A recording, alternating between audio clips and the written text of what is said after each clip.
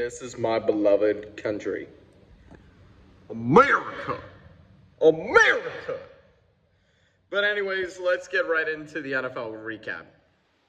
First up, we have the Cleveland Browns beating the Pittsburgh Steelers on Thursday Night Football, 24-19. Pittsburgh. You guys just had to lose to a terrible 2-8 Browns team just to make all of us look dumb, including me. I trusted you guys. This Steelers team just always keep finding ways to embarrass me. And yes, I'm a Bengals fan saying this. But anyways, let's get right into this game. This game kind of took a while to get going, but it's the second half where things got exciting. And the biggest play of this game was Jameis Winston's 2-yard run and David Njoku's 2-point conversion to put Cleveland up 18-6. But the biggest play for the Steelers was Calvin Austin III's 23-yard bomb from Russell Wilson, but they couldn't get the 2-point conversion to give them a 19-18 lead. And late in the fourth quarter, Nick Chubb scored a touchdown, but they couldn't get the 2-point conversion, and Pittsburgh tried to score, but they couldn't, and that was pretty much it. So yeah, thanks Pittsburgh once again for embarrassing me. Next up, we have the Titans upsetting the Houston Texans 32-27. Wow, Tennessee. I'm honestly shocked that you guys managed to beat a underperforming Texans team, which is kind of like bragging about getting a participation trophy. But all joking aside, this was honestly a competitive game. It was back and forth the entire game, and the big plays that happened in this game was Jimmy Ward's 65-yard pick six and return for a touchdown to go up 24-23 for Houston. And in the fourth quarter, Ching Okonkwo, if I'm pronouncing that right, scoring a 70-yard bomb from Banana Mayo Coffee Boy to go up 30-27. And the game really ended when Harold Landry III succeeded Stroud in the end zone for a safety. So yeah, congrats Titans, and Houston, we have a problem. Next up, we have the Vikings beating the Bears 30-27 in overtime. Wow, I was not expecting this to be a close game, but I was gladly proven wrong. There was a lot that happened in this game, but the biggest moment of this game was the Bears recovering an onside kick with 22 seconds left in the fourth and nailing a game-tying field goal as time expires to go into overtime. And the Vikings scored the game-winning field goal with John Parker Ramos scoring a 29-yard field goal to win the game for Minnesota. But you gotta give Chicago credit for stepping up their game in the fourth. They were down 24-10 at the end of the third, and they scored 2 touchdowns, including a Santos game-tying field goal. So you gotta give Chicago credit for that. But nonetheless, it was a pretty exciting game, no doubt. Next up, we have the Cowboys upsetting the Commanders 34-26. Yeah, Washington, I think it's time to hit the panic button now. Because they were favored to win this game, but the Cowboys just went crazy in the fourth quarter. And the biggest play was Cavante Turpin's 99-yard kick return for a touchdown to really keep things alive for Dallas. And the big play for Washington was Jaden Daniels pass to Terry McLaurin and ran all the way for an 86-yard touchdown, but the kick was missed, and they tried to recover the onside kick, but Thomas returned it 43 yards to really seal the deal for Dallas. Honestly, that was assault to injury on that play, honestly. He should have just, like, kneeled it down, and that was it, but no, they just had to make it more impressive for them to win. It was kind of a sour win on Dallas's part, but honestly, for Washington, I think it's time to panic, but I am not giving up on Washington, okay? They still have a good quarterback, and they still have time to turn it all around. They're 7-5, and they should be fine. Next up, we have the Dolphins beating the Patriots 34-15. Honestly, who would have seen this result coming? The Dolphins beat the ever-living snot out of an unexperienced Patriots team led by a rookie quarterback, young wide receivers, and an offensive lineman that couldn't even protect their quarterback if their lives depended on it. And the Patriots didn't even score a touchdown until the fourth quarter. It was all Miami for the first three quarters. But the biggest play of this game was in the fourth when Christian Gonzalez recovered a fumble return, 63 yards, to score for New England to make it 31-15. And other than that, nothing really exciting happened. So yeah, congrats Miami, and New England should swing high in the draft. Again. Next up, we have the Chiefs barely winning against the Carolina Panthers 30-27. Chiefs. You guys just can't have a dominant win this season now, can you? You guys should have easily blew out the Panthers with a snap of a finger, but instead, you guys just had to give up 27 points to the Panthers. And shout out to Bryce Young for putting up a good fight to keep Carolina in this game. He really stepped it up in the second half.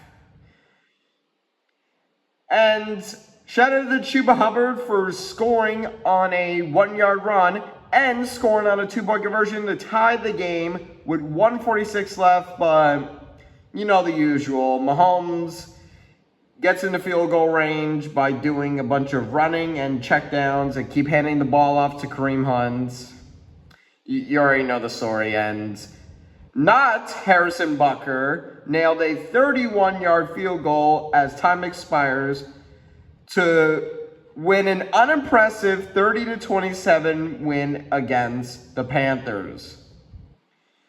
The back-to-back Super Bowl champions, ladies and gentlemen. Next up, we have the Buccaneers crushing the Giants 30-7. Wow. I was not expecting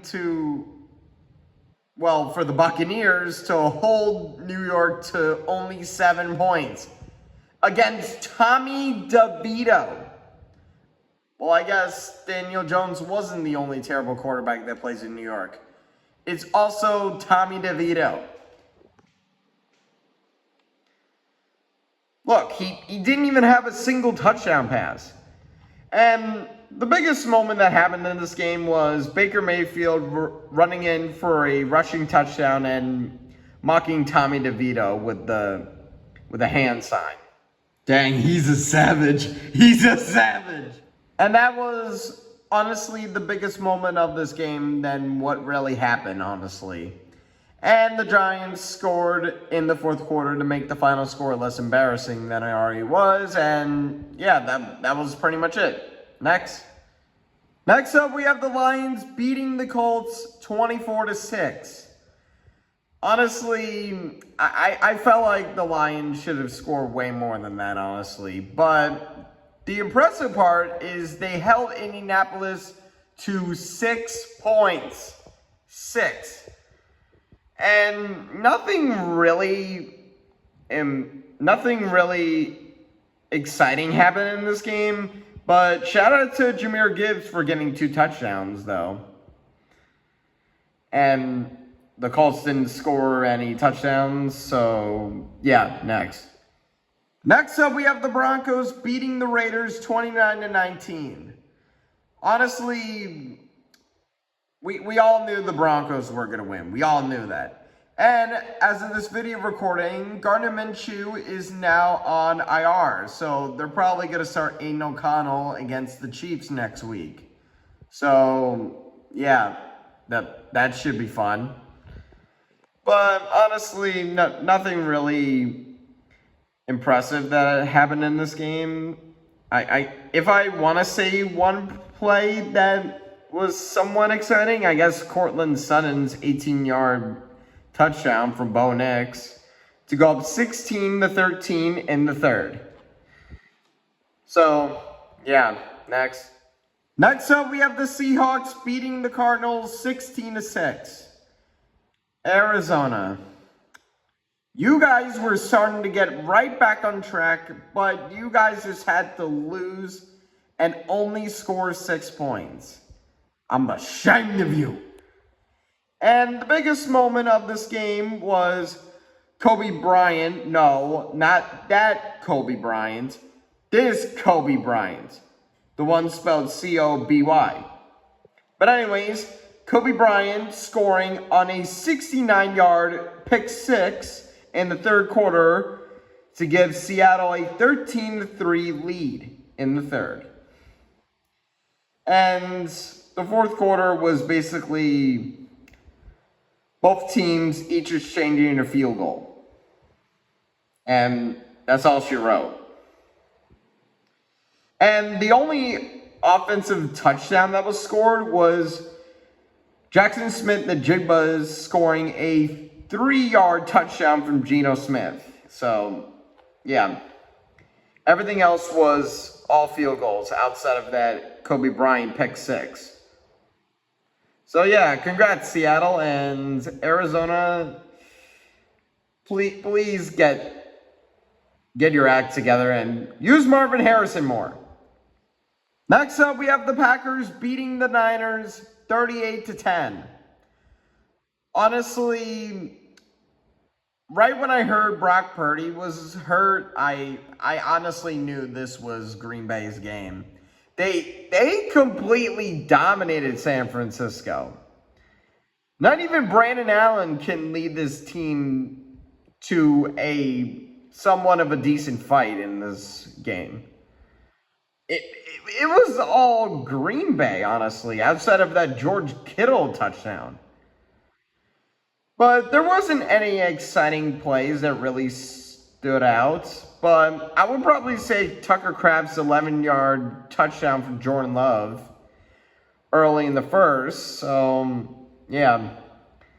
Other than that, it was just short yard touchdowns, honestly, and George Kittle's touchdown.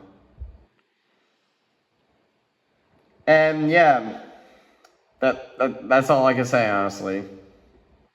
And also, shout out to Josh Jacobs, too, for getting 26 carries for 106 yards and 3 touchdowns. So, good for him. But anyways, next. Next up, we have the Eagles beating the Rams on Sunday Night Football 37-20. This game was all about Saquon Barkley. And they're now putting him in the MVP conversation, even though it's really the quarterbacks who should be MVPs. Because we literally never had a running back win MVP since the 2000s. I mean, he could win Offensive Player of the Year, but MVP? I don't know about that. But Saquon Barkley, he had an amazing night, scoring 2 70-plus yard touchdown runs. One was 70 yards and one was 72. And the Rams scored a garbage timing touchdown from Cooper Kupp to make the final score less embarrassing than it already was. And yeah, the Eagles are back, and they're now a scary Super Bowl contender again. So, yay. And finally, we have the Ravens beating the Chargers on Monday Night Football 30-23. The Hardball showdown was honestly pretty exciting. It was back and forth the entire way through. And yeah, it was pretty exciting, honestly.